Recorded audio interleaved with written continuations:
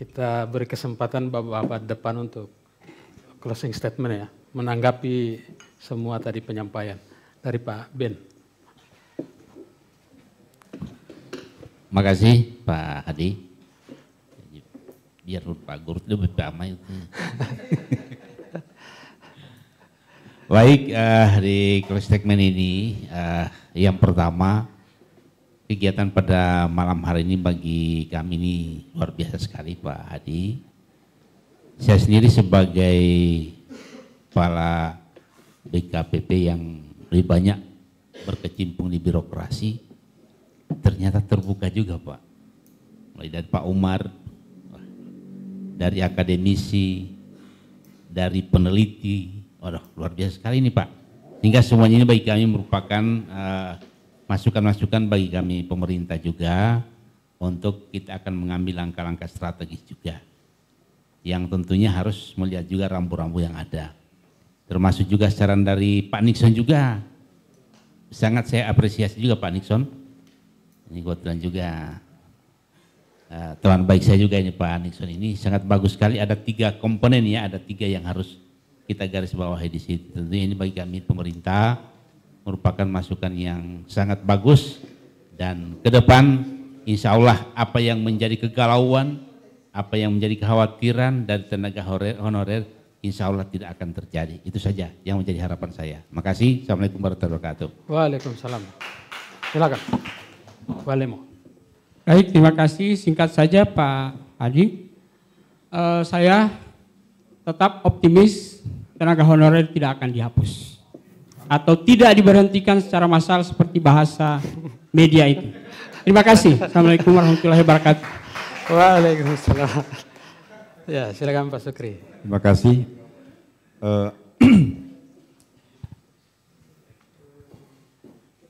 Karena ini problem, ya jadi mudah-mudahan pendekatan pemerintah itu kalau saya mudah-mudahan bisa berjalan melalui pendekatan struktural dan juga kultural. Ya. Yang pertama terkait dengan pendekatan struktural ini tentunya yang tadi yang kita bicarakan banyak itu. Mudah-mudahan ada solusi dari pemerintah terkait itu. Tapi kemudian juga dengan melihat perubahan yang luar biasa saat ini di era disrupsi, ya, kemudian di era industri 4.0 sudah beralih ke 5.0. Nah ini luar biasa, kita Indonesia tertinggal sehingga perlu ada pendekatan kultural juga. Jadi orang menjadi PNS ini kan masih ada stigma yang memandang bahwa ini masih primadona. Karena memang posisi PNS itu atau P3K, aparatur sipil negara itu adalah ya gengsi, ya kemudian juga penghasilan dan sebagainya ya.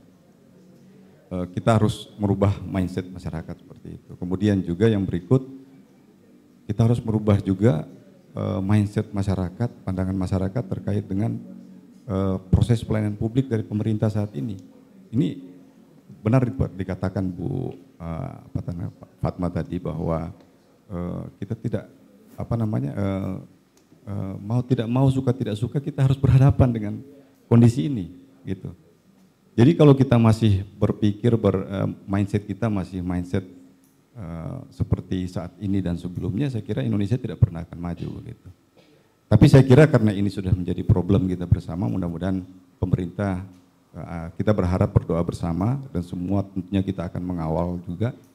Kami berharap kita mengawal bersama semua ini agar supaya pemerintah pusat juga akan ada solusi terbaik terkait dengan nasib daripada tenaga honorer ini ke depan.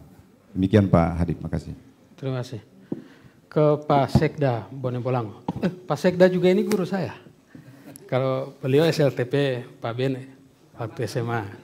Bukan mantan guru. Baik, terima kasih sudah 1:30 ini. Saya cuma ingin menyampaikan bahwa menuju ke pemerintahan yang berkelas dunia itu, kita sudah kemarin, saya cuma cerita saja, Kepala BKN Republik Indonesia Pak Bima, kebetulan hari Jumat kemarin kasih ceramah umum di 4 orang di Hotel Aston. dia punya pengalaman tersendiri di BKN. Ada kurang lebih berapa puluh orang CPNS milenial. CPNS. Ketika pekerjaan itu diberikan kepada deputi, asisten deputi, atau direktur, atau eselon 3, itu ada pekerjaan yang bisa diselesaikan bisa 3 hari, ada 1 minggu. Pada PNS senior. Tetapi pekerjaan diberikan kepada ASN atau CPNS yang milenial ini, orang cuma hitung per jam itu selesai. Hanya orang protes sama kepala badan, Pak Kepala, kalau pekerjaan kami selesaikan dalam jangka waktu 2-3 jam, ngapain kami di kantor? Boleh kami pulang? Loh, masuk kantor itu dari jam 8 loh sampai setengah 5 sore. Kenapa kalian mau pulang? Kami mengerjakan apa? Pekerjaan yang Bapak suruh sudah selesai hanya 2 jam. Toh juga sekarang lewat laptop kita bisa kerja dari rumah. Bingung tuh. Ini yang kita hadapi sekarang, Pak. Ketika juga itu lagi pertanyaan Pak Kepala Badan, bolehkah kami bekerja tidak pakai meja? Pak Bima bingung, loh di kantor harus pakai meja dan kursi. Kami nggak bisa kalau pakai meja, itu hanya Pak Lurah itu yang pakai meja. Hanya kepala desa yang pakai meja. Jadi maunya kalian apa? Hilangkan meja dan kursi di ruangan. Kami mau pakai karpet dan minta tambah bantal. Loh, kalian mau tidur di sini? Tidak, Pak Kepala. Kami lebih enjoy kalau bekerja dengan berbaring. Ini anak-anak milenial, CPNS. Mau mengapa? Kita mau tantang seperti ini. Nah, kita harus siap, suka atau tidak suka, siap atau tidak siap. Ini kenyataan sekarang. Bahkan dengan demikian, jangankan honor yang mau dikurangi, PNS aja sudah banyak yang tidak akan bisa dipakai lagi menjadi pegawai negeri. Itu. Soal guru. Itu di Jepang yang mengajar robot. Dan ketika ditanya sama anak didik, kenapa lebih suka diajar oleh robot ketimbang diajar oleh manusia? Ya kita lebih senang pertanyaan semua bisa dijawab sekaligus oleh robot. Dan kita biar nakal nggak dijewer sama si robot.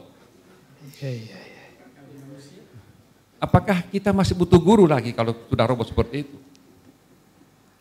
Nah, memang sudah seperti itu. Memang ini milenial, bagus dari sisi itu bagus. Tetapi ada yang kurang, bahwa adabu kurang, etika kurang.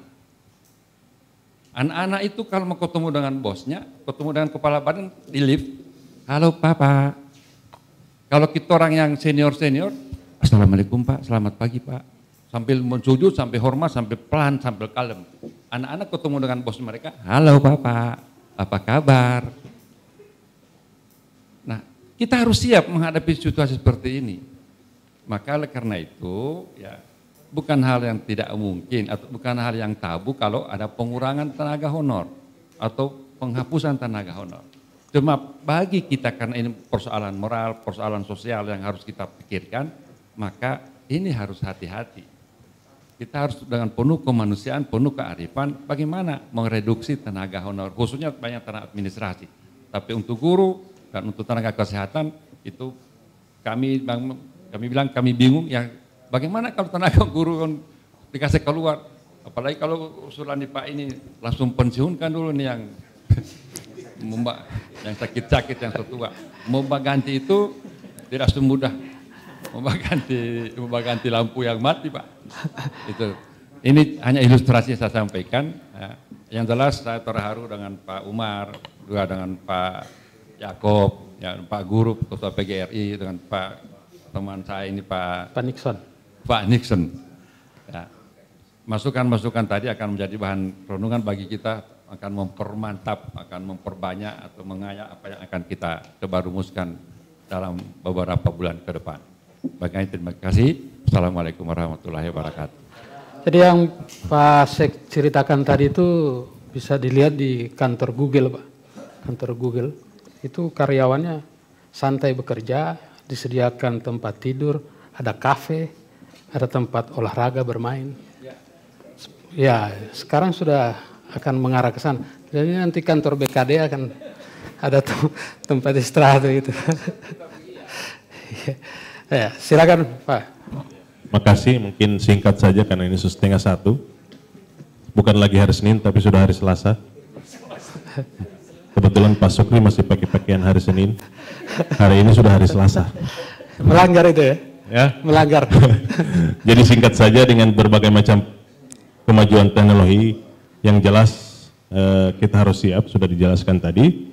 Dan pada prinsipnya kita sebagai pelayan masyarakat, insya Allah termasuk di dalamnya tenaga kontrak, insya Allah ini menjadi perhatian kita dengan segala kemampuan yang ada.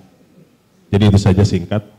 Sebagai pelayan kita tetap insya Allah akan selalu tetap memperhatikan semua termasuk masukan-masukan tadi yang menjadi koreksi buat kita semua, dan kita tetap berada dengan tenaga-tenaga honor sebagai masyarakat Indonesia. Makasih. Sekalian saya mau klarifikasi, apa benar tenaga honor di DPRD Kabupaten ada 200-an orang? Itu betul Pak? Hampir betul Pak, hampir 200. Iya, makasih. Hampir 200 ya? Hampir 200, 100 lebih lah. Iya, iya. Ya. Rasionya 1 banding 190-an. Tidak sampai Pak. Oh iya. Ya, makasih. Banyak ya. Terima kasih Pak.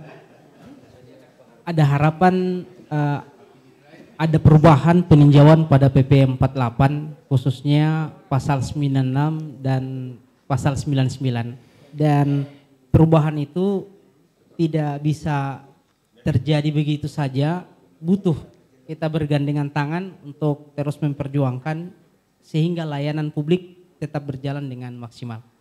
Terima kasih Pak. Terima kasih. Silakan Pak Haulidin. Terima kasih.